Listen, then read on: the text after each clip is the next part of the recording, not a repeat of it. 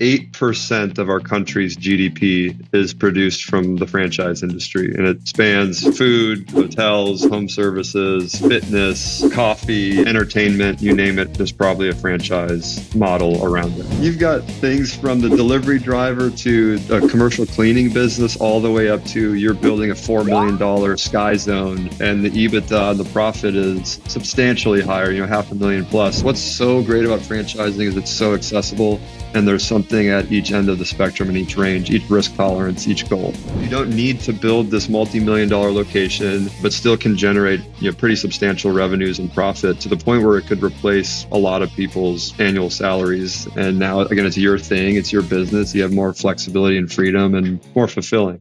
Hello and welcome to another episode of the Duct Tape Marketing Podcast. This is John Jantsch, and my guest today is Alex Smereczniak.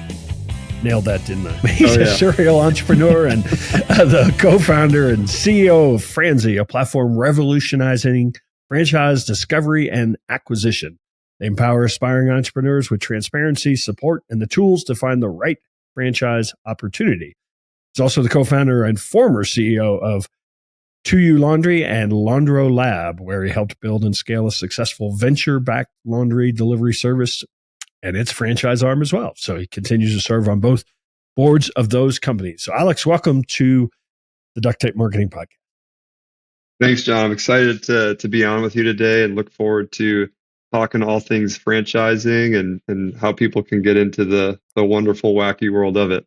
Yeah, it's interesting. Franchises, I think a lot of people think McDonald's, White Castles, some of the really early like food franchises. But in looking at the model, it's probably been around since the Middle Ages.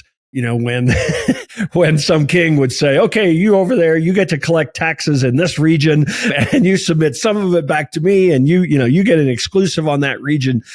And again, I half kidding, half not kidding, but I mean, it's really a model that's been around for the ages, hasn't it? It has been around forever, and it's more pervasive in, I think, our everyday lives than most people realize. To your point, they think McDonald's, Subway. Yeah. You don't think about the moving company that helped you move is probably a franchise or the painting company. It is 8% of our country's GDP is produced from the franchise industry, and it spans food, hotels, home services, fitness, coffee. I mean, you entertainment, you name it. There's probably a franchise model. Yeah, I was going to say the model's become so successful that there's probably not a service where somebody hasn't at least tried, to get it going, right? I mean, because I think a lot of people, see the successful model. And so let's go there for a minute. Is there an inherent advantage, theoretically, to a franchise as opposed to somebody just kind of figuring it out on their own? Yeah, so actually, I've done a lot of research on franchising as a whole, and two metrics that have jumped out to me before is that the 2-year success rate of a franchise business is about 92% for the 2-year success rate for franchising, 85% for the 5-year success rate. That is opposed to 76% for the 2-year success rate for just an independent business, and a whopping 50% success rate after 5 years. So if you look at the two numbers I just shared, 85% success for franchise businesses after 5 years, 50% for independent businesses after 5 years. That's the answer right there. A lot of people get into franchising because it's de-risked. It gives people, I don't want to say a safety net, but you're working with a community of other people around you that are also building their businesses with you. And then a corporate parent that has proven the model, has marketing resources, has training resources, has tech resources, et cetera, to isolate you to an extent and be valuable. So when the concept or the model itself was really blowing up, probably in the 70s or 80s or so, there were a lot of issues that had the FTC step in. A lot of people were setting up Ponzi schemes. They were taking $100,000 from somebody, and then the people no support or nothing what was promised. How would you say the state of sort of regulating that industry has evolved, and is it safer certainly than it was 50 years ago? Well, there's two sides to that coin. On the regulation around the brand themselves to prevent, snake oil salesmen from saying, hey, this is the get rich quick in this whatever concept. The regulation's done a good job there. So every brand has to have what's called an FDD. It's called a franchise disclosure document. And it is a 100 to 200 page onerous legal document that covers bankruptcy, litigation, team experience, investment costs, audited financials. I mean, it has everything in it, and every brand is required to have that. So when we got into franchising, was happy to find that. The other side of that coin, where there still needs to be more regulation, is how franchises are sold and bought today. And so a lot of people can go to a McDonald's and fill out the contact form. They can find something, from a neighbor who might be a franchisee in a concept, word of mouth. But a lot of people work through business brokers, franchise brokers. And this part is still very much the Wild West, meaning if you think about buying a house, your real estate agent had to get licensure. They had to go through training and courses, and they also disclose to you what their commission is going to be. There is zero of that for business brokers, not just in franchising. Any business broker doesn't need to be licensed. You and I could go be business brokers today. And we also don't have to disclose what percent fee we're taking and how we're making money. So there's also this kind of misalignment to a degree that's happening there, but that's changing. Regulation is coming there as well that I think will protect, your average consumer and business buyer here in the near future. What would you say? You started a couple other businesses, you franchised or at least participated in franchising those other. Did you learn a lot along the way that you've now brought to Franzy? Yeah, honestly, if I hadn't had the experience previously building a franchisor, essentially being my own franchisee, running multiple laundromats, I wouldn't have even had the idea for Franzy. It was getting into the franchise world that made me realize, hey, there's a big gap here, and there's not a lot of alignment between the brand, brokers, prospects, et cetera. There's not a good database or set of tools for people to find the right concept for themselves. And so part of the reason I transitioned out of my last business was to be able to go start this one. It was just a huge gap. It's kind of like what Zillow did for the real estate market. Before you had to go through a real estate agent, there wasn't a way to shop online or look at your dream home or your vacation home. And with Franzy, we're trying to do exactly that. Be the Zillow for franchising, where you can go on your computer at work or go on your computer late at night and say, I'm in Atlanta. I've got $100K to invest. What can I afford? Here's my operational experience. Here are my goals for my family and myself. What are the top 5 or 10 brands recommended for me based on this information? And that's exactly what we've built with Franzy is you go in, you enter that information, and we recommend brands for you. You can deny them or approve them and go further down the conversation with them. And then we facilitate that introduction along with a number of other tools that first time or any business buyer needs. Entity formation, lending, finding the right CPA, et cetera. We help with all those pieces as well. Would you say that there is, and maybe you don't have enough experience to answer this question, but would you say there's a distinct different profile of a buyer of a franchise as opposed to somebody who's just going to go out there and start a business? The answer, and it's a kind of a cop-out answer, but it depends. Like I just talked to a number of entrepreneurship through acquisition folks. It's a big trend right now where people are either getting a sponsor to back them to go buy an established business where it's someone retiring that wants to sell. But some of those ETA folks are looking at buying up the family that owns 5 Jimmy Johns and wants to sell. So it's sure. So you get an ETA person, they're looking at both independent businesses and franchises as a potential solution. You also have within franchising the large private equity groups that own 50 Jimmy Johns and 20 McDonald's, and they're massive. But you also have the vice president of a bank who's in his 40s and hates his job and wants to leave and go be his own boss. And he also becomes a McDonald's franchisee. And so your ideal customer profiles, your ICPs vary, pretty widely, but they fall pretty solidly into 3 buckets. It's your private equity groups. It's your 9-to-5 veteran that wants to get out, or it's your family that's built up a nice business and they're adding their 6th, 7th, 8th location. I guess the part of that question was, somebody learns how to be a plumber and they start a plumbing business. A lot of franchisees, owners, I mean, they don't know a thing about the actual business. Like they've never run a restaurant, right? They've never run a gym, but they like the idea of not really needing to know that because the system's figured out. I mean, is that a fair statement? Yeah, I think franchising is a lot more accessible. It goes back to the success rates I mentioned earlier. There's a reason it's almost double. The success rate is almost double for those getting into franchises versus going at it alone. You have training wheels essentially in franchising, but eventually when you start going from 1 unit to 2, to 2 to 5, 5 to 10. Training wheels are off, and you're booking it downhill. You got some momentum behind you, and you know what you're doing at that point. But you had to cut your teeth at some point, just like anything. You got to learn those first year or two and get yourself in the business. Talk a little bit about, and again, maybe you haven't owned enough franchises to have this opinion, but talk a little bit about the profitability or the ability to really make money in a franchise. One of the knocks you sometimes hear, whether it's true or not, is that there are people owning a couple Subways and not making as much as they would in a regular job, for example. Is that a true statement? You really need to actually be able to scale this thing to a certain point, or is that, more the nature of picking the right franchise? Yeah, so I think it depends on a number of things. Your individual goal, if it's a retail business, the location you decide on, and the market around it, how competitive is it? How much of a need is this? A lot of it depends on the operator. You could have the best business in the world, but if you're not there at all, you only show up once a month and you're not checking in on things, it's going to be run poorly. So like any other business, the franchise still requires thoughtfulness around the location, being a good operator, et cetera. To be more pointed, there is a franchise for just about every for every kind of goal and need. There's one that basically buy yourself a job, get a bucket and a mop. A lot of people don't realize UPS is a franchise where you own, you franchise the route, but you are the delivery driver.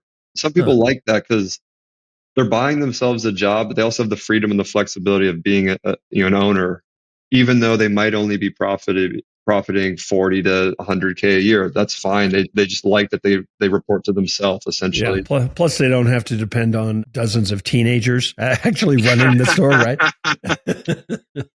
So you've got things from the delivery driver to a commercial cleaning business, all the way up to you're building a $4 million Sky Zone, indoor trampoline park, and the EBITDA and the profit is substantially higher, $500,000 plus. There is that's what's so great about franchising, is it's so accessible, and there's something at each end of the spectrum, in each range, each risk tolerance, each goal.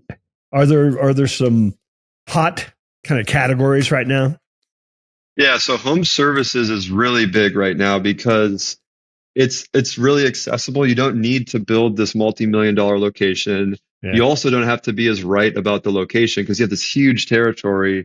And so if you're doing gutter cleaning or window cleaning, or there was an interesting one I saw the other day, it's like Christmas decorations there's a franchise for. Yeah. And so you have some of these things that are more accessible, less upfront costs and investment, but still can generate pretty substantial revenues and profit to the point where it could replace a lot of people's annual salaries. Yeah. And now, again, it's your thing, it's your business. You have more flexibility and freedom and more fulfilling.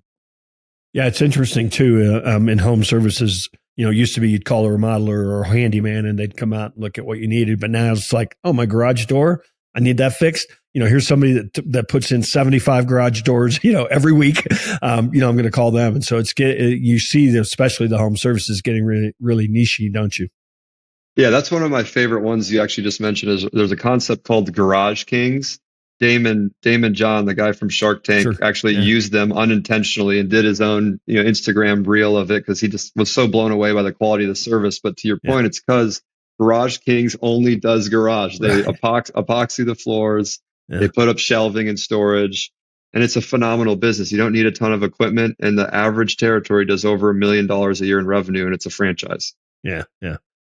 Talk a little bit about kind of your approach and what if somebody's out there looking, thinking I want to do this. What role do you fill for that person? That's kind of, because just as we've talked about, I mean, it's if you just went out there and typed in franchise, it's going to be like, okay, let's start with 6 billion, ideas. So kind of where do you fit in the search? The way that we describe ourselves is we're education. So if you're a first timer, franchising 101, what is an FDD? What is a franchise disclosure document? What are the terms I should be familiar with? And then what should I be thinking about as far as affordability, time commitment, what's available, those key buckets. We also are a resource for people that are buying their 10th business, or that private equity group that I mentioned that might be looking for the right concept to go buy 20 of. So we have tools for kind of each one of those buckets, but let's follow that person through the journey of, I don't know what I'm doing, what the hell I'm doing. So we help with the education and getting people comfortable. Once you come to Franzy, we also start to help you get pre-qualified with lenders that we've partnered with. So right away, just like buying a house or buying a car, here's a what lot I of can these afford. a lot of these sites tell you that now. And so it helps refine your search immediately. There's 4,000 brands in the United States. Well, once you fill out your pre-qual, well, now here's 1,000 that you can financially afford. All right, what areas are you looking in? All right, here's 300 that are available. You see where this is going. It goes from 4,000 to 1,000 to 300. And then we start to ask a lot of questions about, well, what are your family's goals? What's your risk tolerance? What's your operational experience? And then what are your hobbies and interests, so that we actually, we find a business that resonates with you and that you like. By the time we do all of that, and we're using AI to do this, there's also coaching with franchise experts on our team that you can speak with.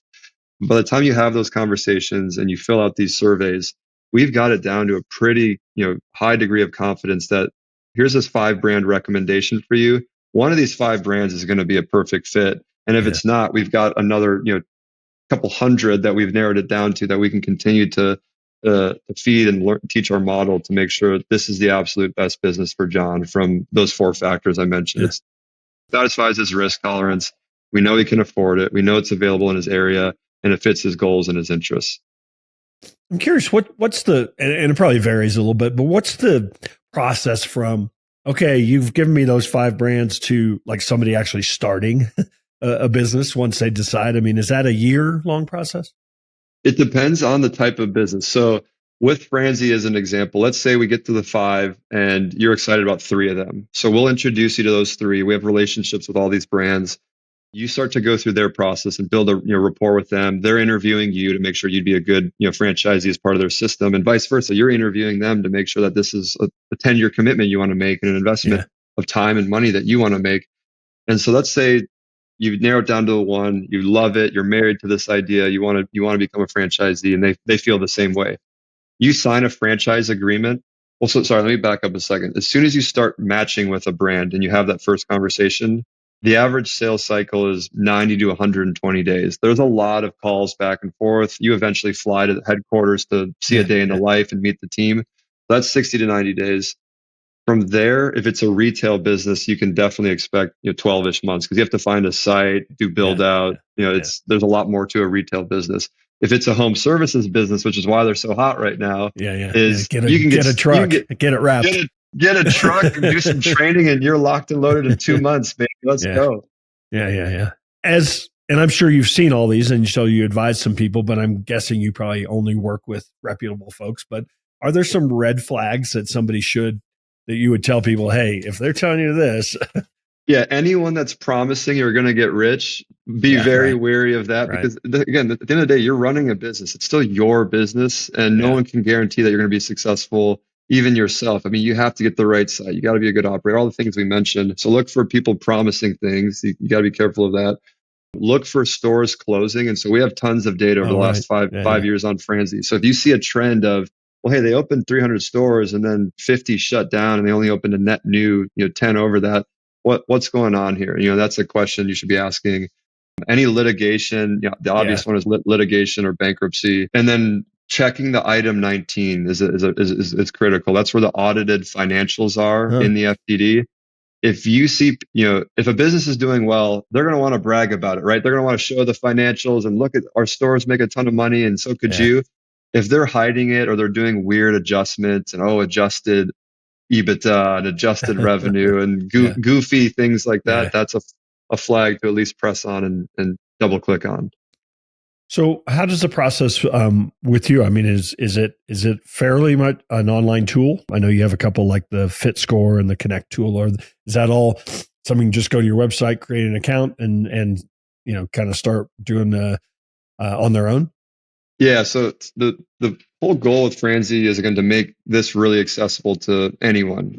And so you create an account. It's free to do. It's free for anyone using our site all the way through. We make money if an individual buys a franchise. Then the franchisor pays us, kind of like a real estate agent. But we'll help you through finding the right fit, which is part of AI powered, part of the product we've built. We help you with pre-qualification.